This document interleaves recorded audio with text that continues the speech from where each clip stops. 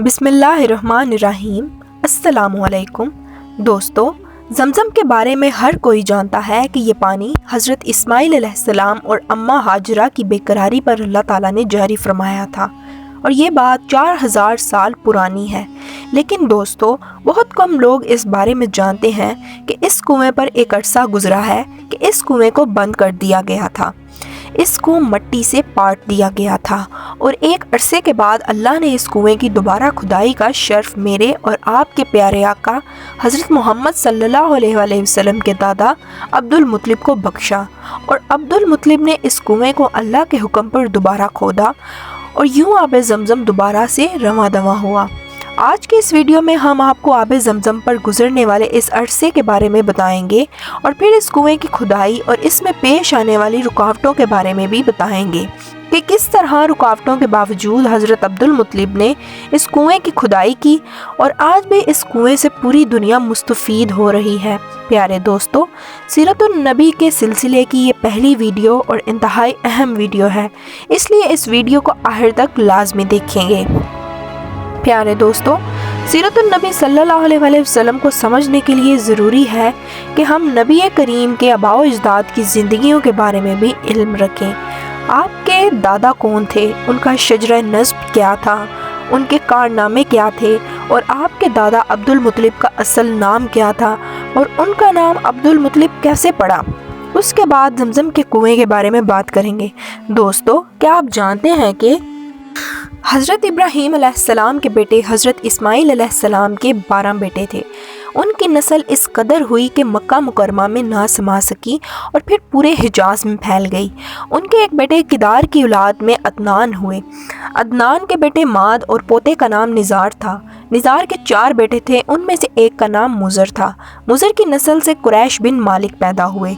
ये फ़हर बिन मालिक भी कहलाए। कुरैश की औलाद बहुत हुई। उनकी औलाद मुख्तलिफ कबीलों में बट गई। उनकी औलाद से कसी ने इक़्तिदार हासिल किया।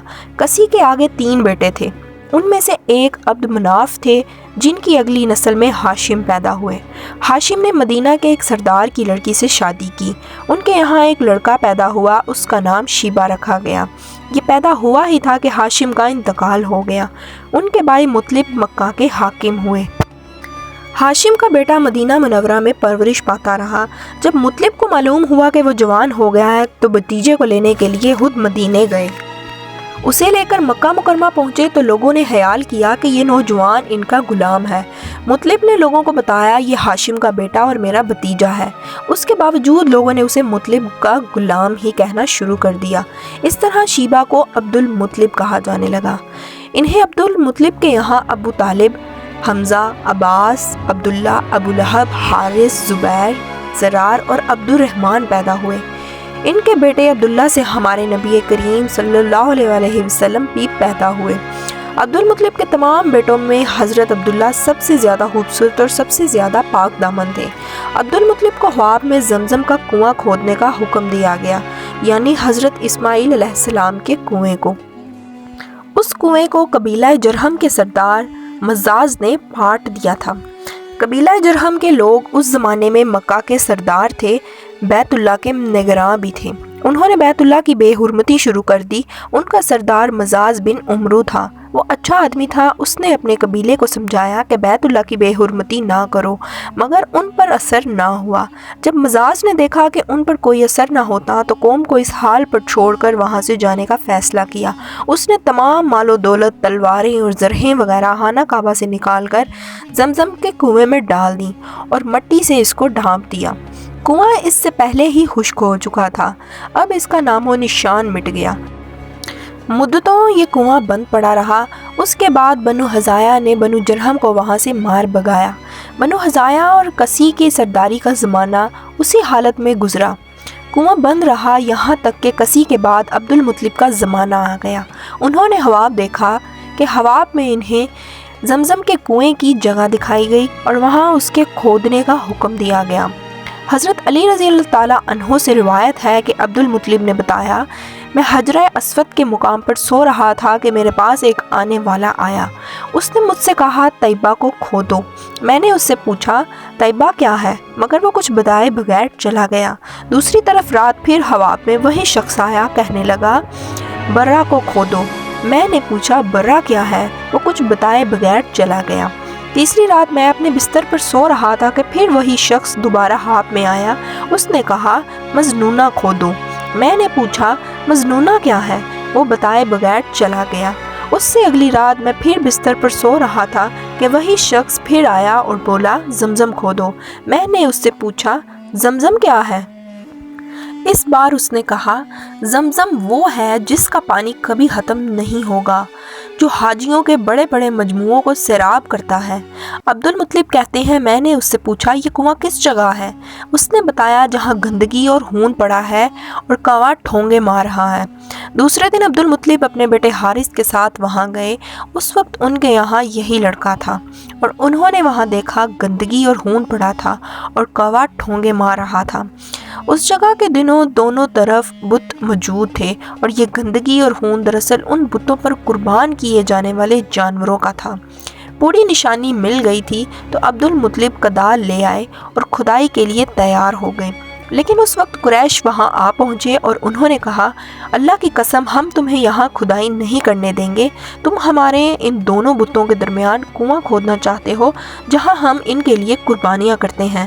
عبدالمطلب نے ان کی اس بات کو سن کر اپنے بیٹے حارث سے کہا تم ان لوگوں کو میرے قریب نہ آنے دو، میں کھدائی کا کام کرتا رہوں گا، اس لیے کہ مجھے جس کام کا حکم دیا گیا ہے میں اس کو ضرور پورا کروں گا۔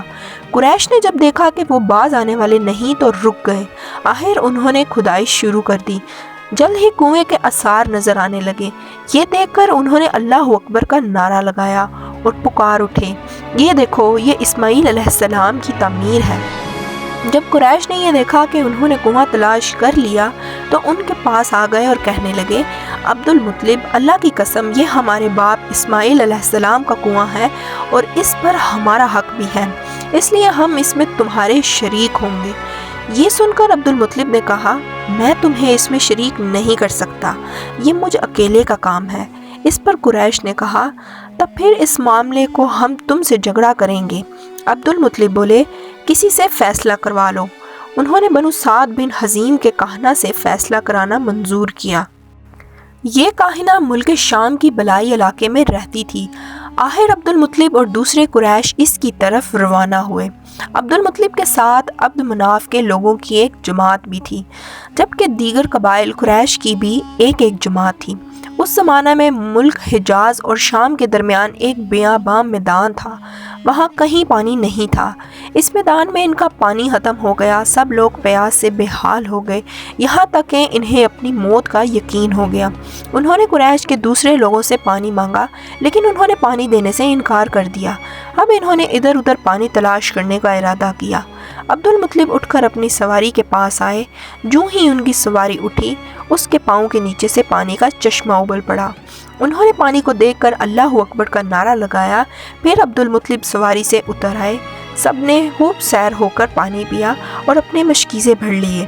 اب انہوں نے قریش کی دوسری جماعت سے کہا آؤ تم بھی سیر ہو کر پانی پی لو۔ اب وہ بھی آئے اور خوب پانی پیا۔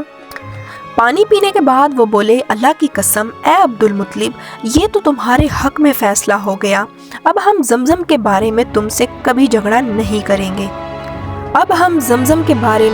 تم سے کبھی بھی جھگڑا نہیں کریں گے۔ جس ذات نے تمہیں اس بیاباں میں سیراب کر دیا وہی ذات تمہیں زمزم سے بھی سیراب کرے گا، اس لیے یہیں سے واپس چلو۔